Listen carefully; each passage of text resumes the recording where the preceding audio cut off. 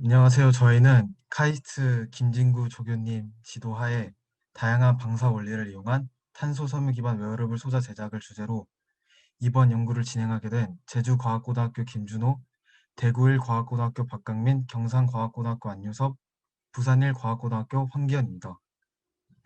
지금부터 발표를 시작하도록 하겠습니다.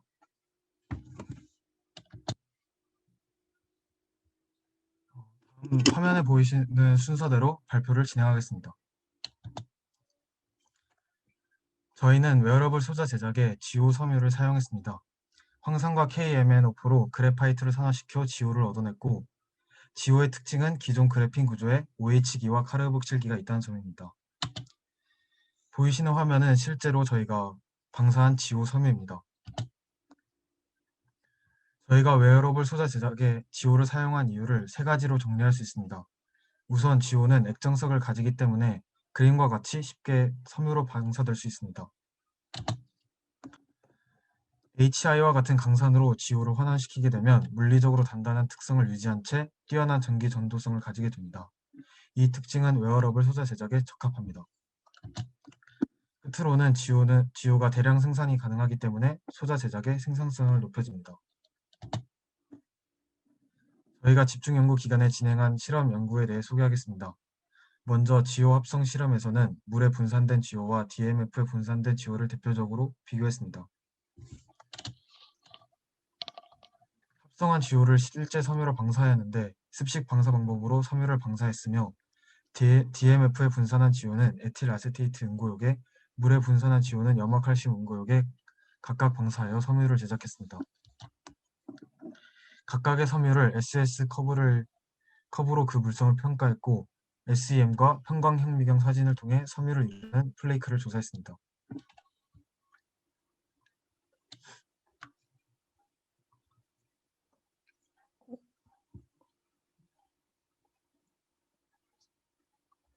오,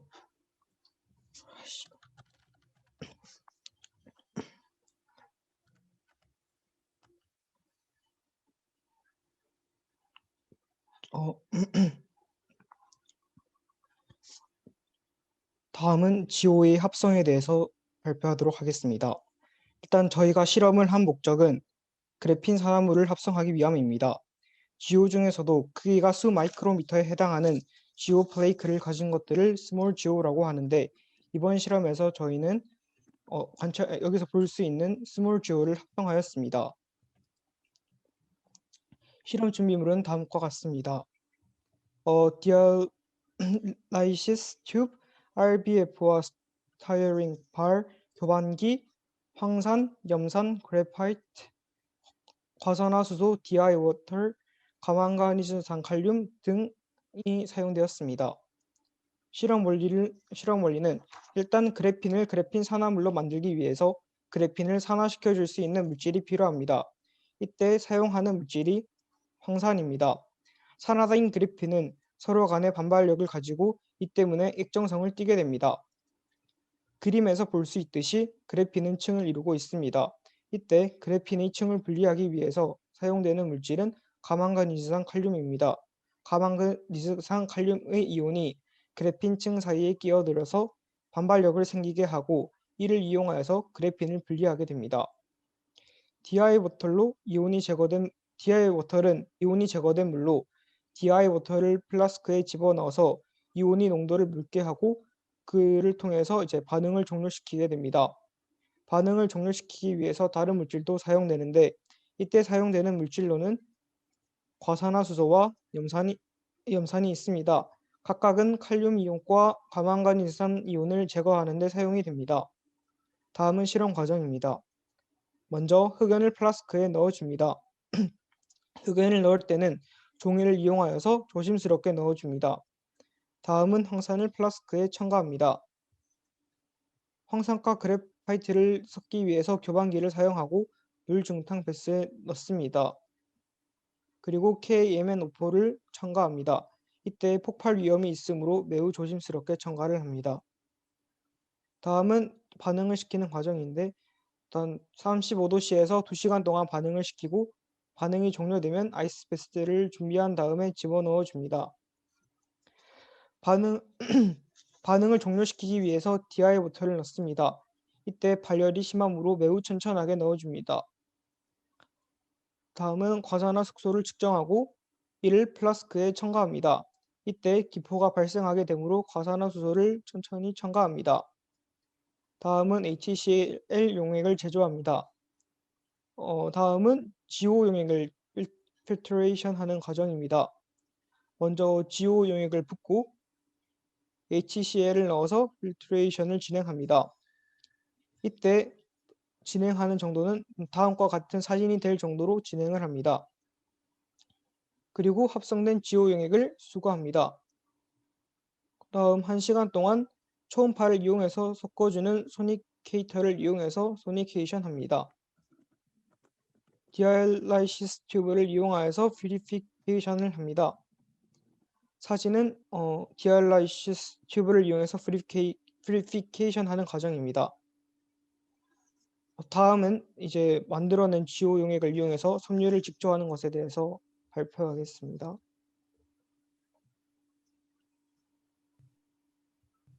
다음은 이제 섬유의 방사에 대해서 설명하겠습니다. 먼저 저희는 POM을 이용해서 GO의 액정성을 확인했습니다. 그 결과 물로 분산한 GO와 DMF를 이용해 분산한 GO 모두 액정성이 나타나게 되었습니다. 다음은 주요 섬유의 방사 방법에 대해 설명하겠습니다. 먼저 섬유의 응고역이 EA인 경우입니다.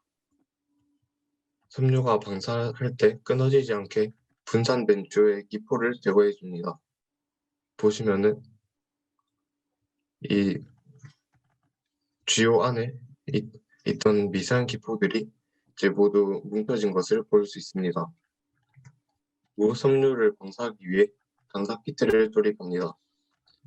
방사 노즐이 응고역의 접선 방향과 일치하도록 놓고 방사 속도를 정해서 방사를 해줍니다. 그러면 다음과 같이 방사가 됩니다. 왼쪽은 방사된 직후의 섬유입니다. 섬유의 성질을 측정하려면 섬유가 팽팽해야 하기 때문에 자석을 이용해서 오른쪽과 같이 팽팽하게 당긴 상태로 건조를 시켜줍니다. 다음은 응고역이 CaCl2인 경우입니다. 먼저 고체 상태의 CaCl2를 DI 워터에 넣고 소니케이터를 이용해서 용해시킵니다. 그러면 다음과 같이 용액이 만들어집니다. 이를 이제 EA와 같은 방법으로 방사하면 이제 섬유가 나오게 되고 같은 방법으로 건조를 시켜주면 됩니다. 그런데 CaCl2를 이용해 방사한 섬유는 EA를 이용해 방사한 섬유에 비해 눌렀을 때 쉽게 모양이 망가지는 것을 확인할 수 있었습니다. 다음은 드로잉 레이쇼입니다.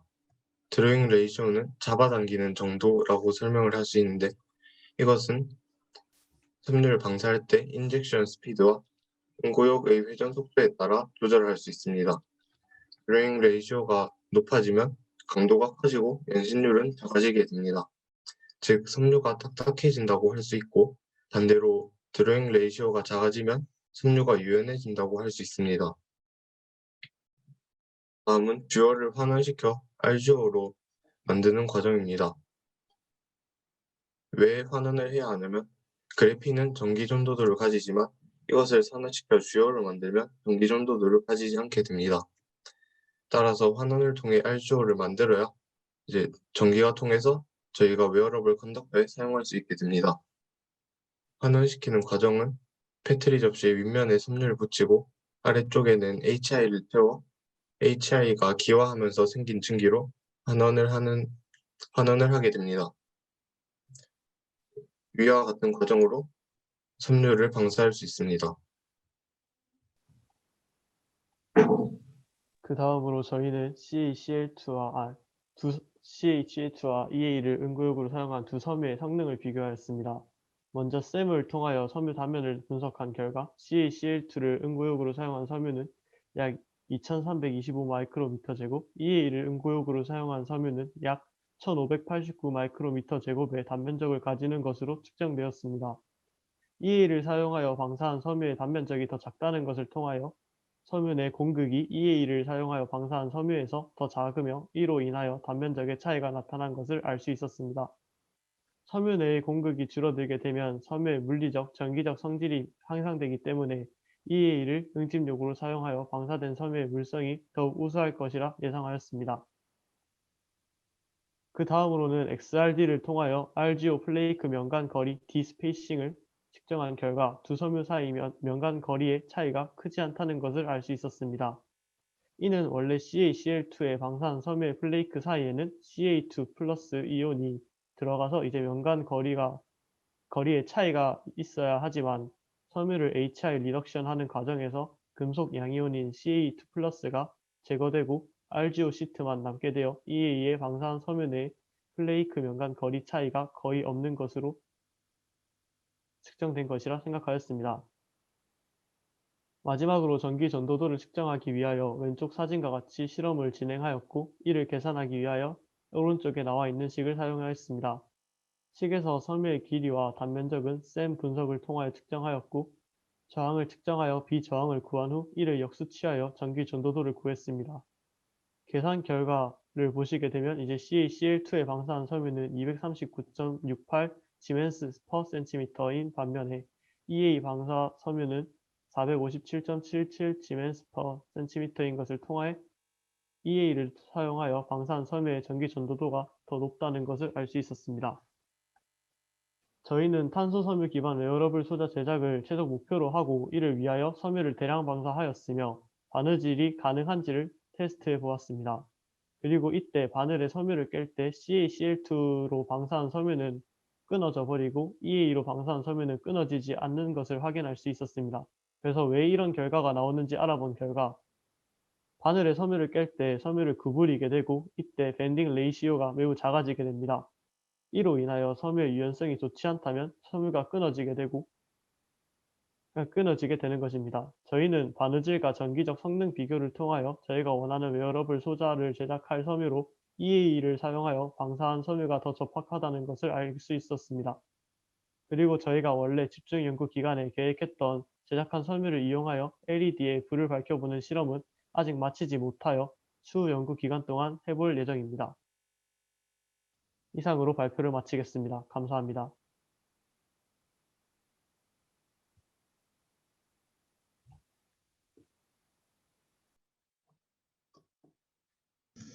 발표하신다고 수고 많으셨습니다. 관련하여 궁금한 점 있으면 질문해 주세요.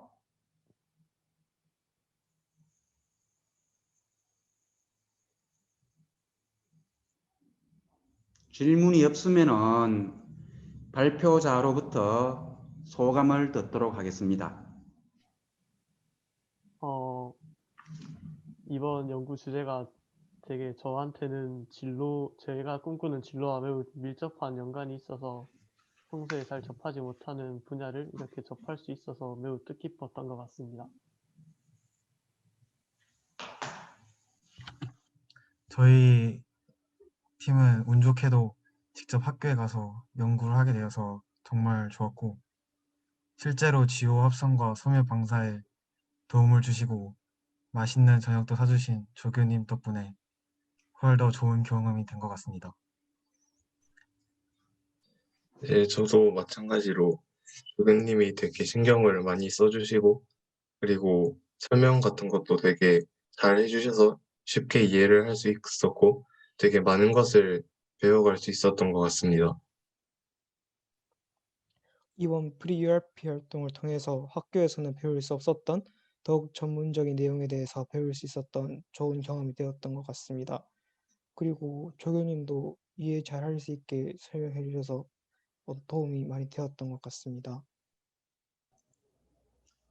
학생들이 되게 좋게 말해줘서 너무 고마운데 다들 학교에 와서 직접 실험을 많이 해보면서 경험을 했으면 더 좋았겠지만 좀 그러지 못한 부분이 아쉬웠고 그리고 뭐 그럼에도 불구하고 학생들이 말 잘 들어주면서 지도하는 내용들을 잘 따라와줘서 너무 좋은 경험이었던 것 같습니다.